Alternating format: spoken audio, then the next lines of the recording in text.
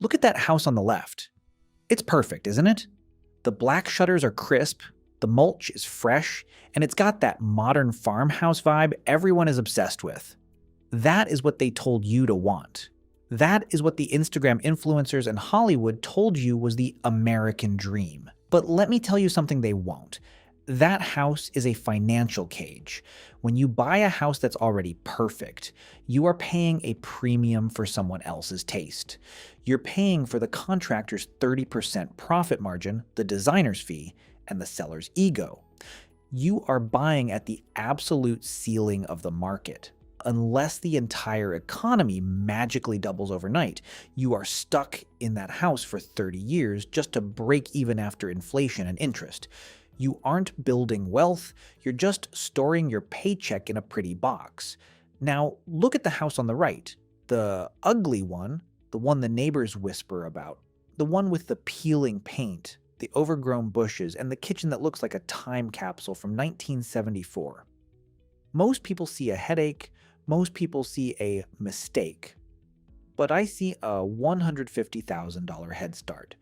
Today we're going to talk about why the ugly house is the last remaining cheat code for the average person to build massive wealth in a rigged economy.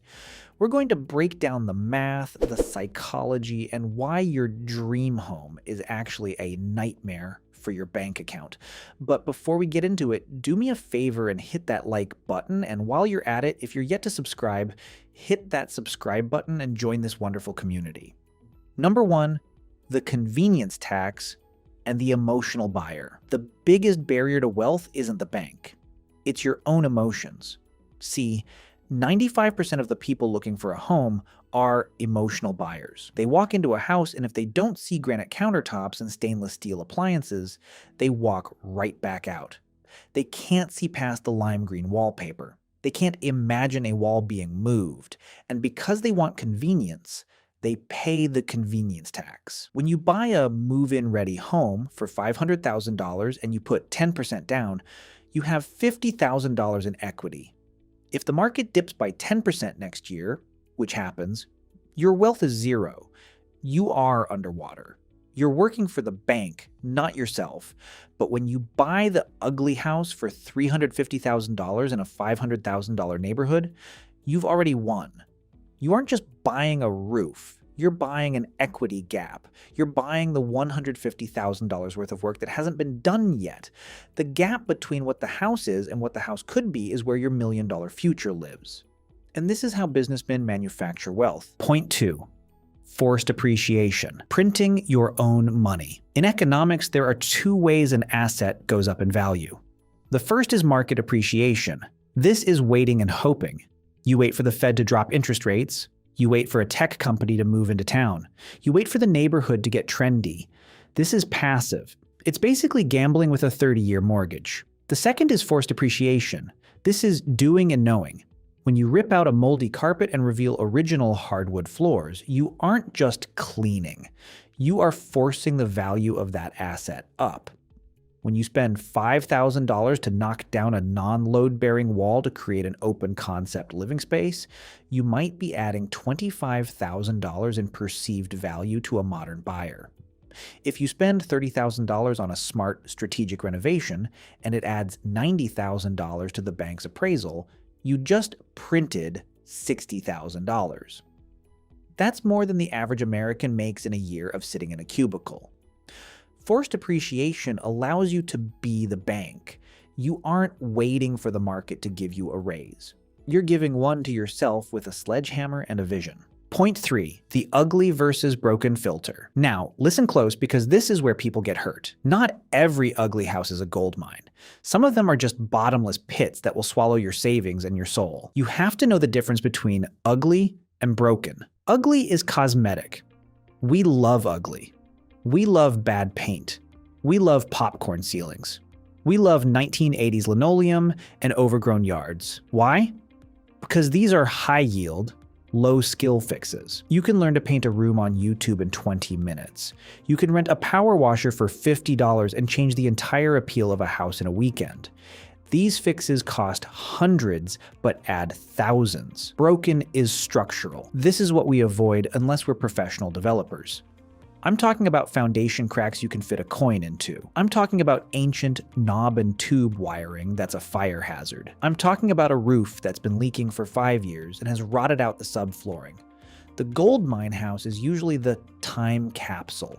It's a house owned by someone who lived there for 50 years. It's clean, the foundation is solid, the roof is okay, but it looks like the set of Stranger Things. That house is a layup. It's solid on the inside, just dated on the outside. That is your target. Point 4, the neighborhood anchor. You never want to own the best house on the block. You want to own the worst house in a great neighborhood. In real estate, they call this the anchor effect. If you buy a beautiful $700,000 house in a neighborhood where every other house is worth $400,000, your house will never grow. The cheap houses around you will anchor your value down. You've hit the ceiling. But if you buy a $300,000 ugly house on a street where the neighbors have $600,000 renovated homes, the neighborhood literally won't let your house stay at $300,000. The moment you fix the exterior and update the kitchen, the market forces your value up to match your neighbors. The perfect home buyers across the street are actually working for you. They are paying their high property taxes, hiring landscapers, and keeping the street fresh, which in turn makes your investment more valuable every single day. Let them pay the premium for the neighborhood. You just reap the rewards. Point 5, the sweat equity scholarship. We live in a convenience economy. People hire out everything. They hire people to mow the lawn, deliver their groceries, and put together their IKEA furniture. If you want to be wealthy, you have to stop thinking like a consumer and start thinking like a producer. In the beginning, your time is your most valuable capital. If you spend your Saturdays learning how to tile a backsplash or swap out a bathroom vanity, you aren't just fixing a house. You are paying yourself a sweat equity scholarship. If a contractor would have charged you $3,000 and you did it yourself for $500 in materials, you just earned $2,500 tax-free. Think about that. To earn $2,500 at a job, most people have to work 100 hours and then pay taxes on it. You just did it in 2 days. While your friends are at brunch spending money, you're in your investment house building a net worth that will eventually let you buy the whole restaurant. Point 6, the exit strategy, refinance, or empire. This is the part where the math gets real. After you've lived in that house for a year or two and you've forced that appreciation, you reach a fork in the road. Option A, the cash out refinance, the R method. You go back to the bank and say, hey, remember that house you lent me $350,000 for? It's now worth $550,000 because I'm a beast. The bank does an appraisal, sees the new value, and lets you take out a new loan. You pull your original down payment back out, and now you have a house with $0 of your own dollars left in it. You move out, rent it for a profit, and go find the next ugly house. Option B, the primary residence gain. If you live in the house for at least 2 years in the US, you can sell it and keep up to $250,000, or $500,000 if married, of the profit, tax-free. Think about the power of that. You buy an ugly house, fix it up while you live in it, sell it 2 years later, and walk away with $100,000 in cash that the government can't touch. That is how you leapfrog from the middle class to the wealthy class in one move. Point 7, the mindset sacrifice for sovereignty. The hardest part of this isn't the plumbing or the painting, it's the social pressure. When you buy the ugly house, your family is going to ask if you're okay. Your friends are going to come over and see the plastic sheets on the floor and the dust in the air, and they're going to feel sorry for you. You're going to be living in a construction zone while they're living in luxury apartments with infinity pools. But here is the truth. Comfort is the enemy of freedom. They are paying $3,000 a month to look like they've made it, while their net worth is $0. You are living in a mess for 2 years so that you can be free for the next 40. The ugly house is a filter.